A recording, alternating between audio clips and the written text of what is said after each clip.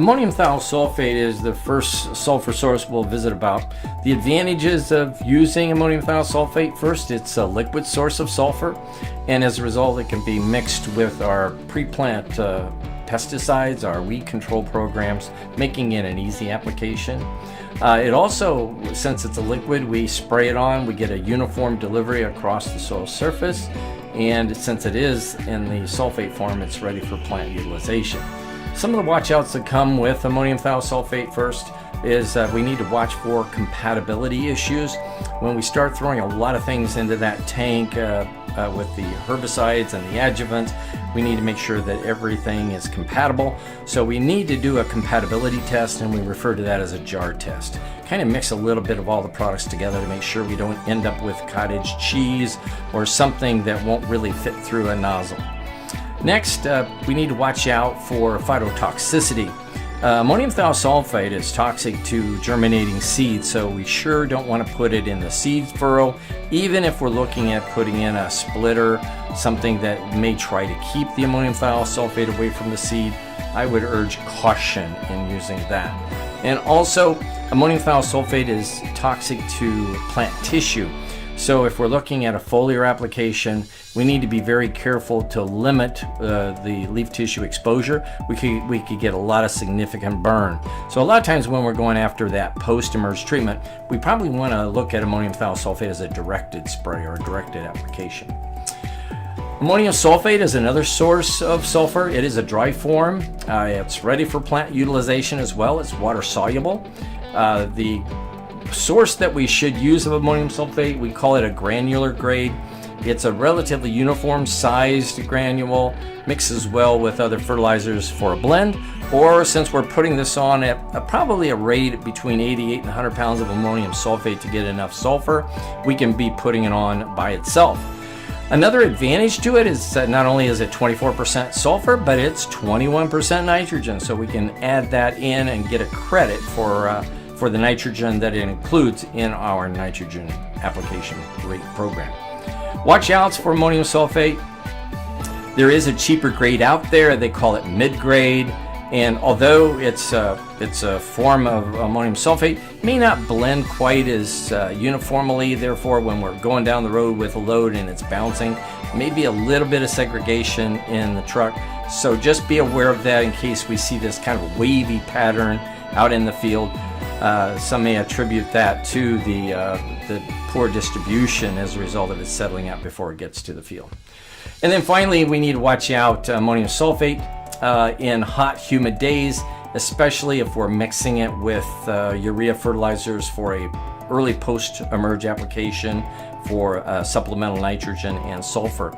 Not a problem, but it tends on a hot day to maybe get a little sticky. This table provided by Advanced 6, the company that manufactures ammonium sulfate, shows that at 86 degrees or greater, we probably will see a little bit of this stickiness when we go above 75% relative humidity. The key to remember here is once we mix it, let's put it on. Let's not let it sit around for hours or a day or two and allow it to get possibly a little moisture collected. If we get it on, we put it on when we get it mixed, we should be in pretty good shape.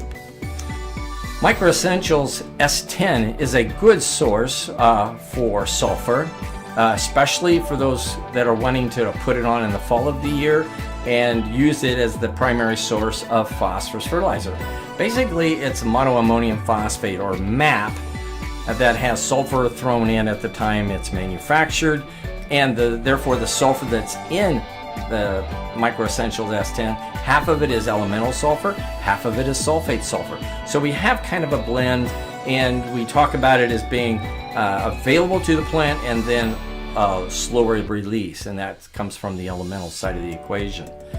It's a good source. The sulfur in it is relatively inexpensive compared to some of the other sources, but there are a few things that we have to be aware of.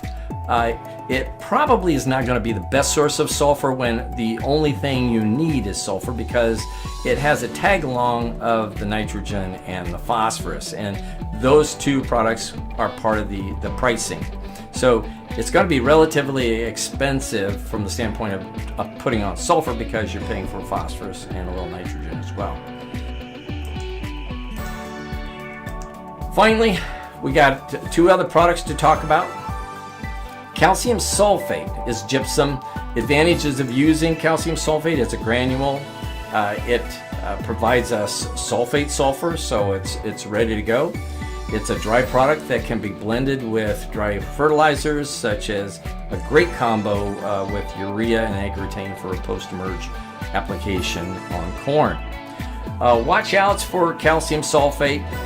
Although it is in the sulfate form, we have it listed as only slightly water soluble, so we need to put it on a little bit in advance of when the plant is going to need it for utilization.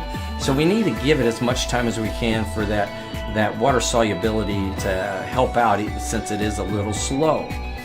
And if there's not going to be much time between application and utilization, we may want to ramp that rate up a little bit, maybe 3 to 5 pounds, to see if we can compensate a little bit for that lack of solubility right after application. Finally, the source of sulfur I'd like to talk about is elemental sulfur. Elemental sulfur is a great source of sulfur for crops. However, we need to keep in mind some of the limitations that it brings with it. First off, it's 90% sulfur, so in a bag, 45 pounds is sulfur, 5 pounds is inert ingredients. So it's very concentrated. And it's relatively inexpensive, so it fits right into a program where we're looking at the cost of product and the cost of the blend overall. However, sometimes cost should not be the predominant factor when making decisions, because elemental sulfur is water insoluble. So we don't want to put it on in the spring of the year expecting it to provide sulfur nutrition for our crop 1 or 2 or more weeks after application. It has to be acted upon by soil microbes. It has to be oxidized. Therefore, it takes a little time. The microbial population have to be active, and normally that doesn't occur until probably late May or early parts of June. So we probably will miss the utilization of the sulfur the year of application if it's done in the winter months or in the spring of the year. And the other thing we need to watch out for with the elemental sulfur is it's a very, very fine powder, because it's insoluble. So this fine powder you can't spread. Well, they press it into these shapes that we call pastilles, and these pastilles make it more uniform in size and better to blend with fertilizers for an even distribution. However, these pastilles may not have a good as strong of hardness to them as some of our fertilizers. So when the pastille hits those high-speed new liter dry box blades, or sometimes that distribution pan on the airflows, they may shatter, and if they shatter, they may not spread quite as uniformly. So if you're using elemental sulfur, go across the field, take some time, walk out across there and see if there's a uniform distribution. If you're kind of skeptical of that distribution, that tells us maybe the next time around we look at a different source for our sulfur.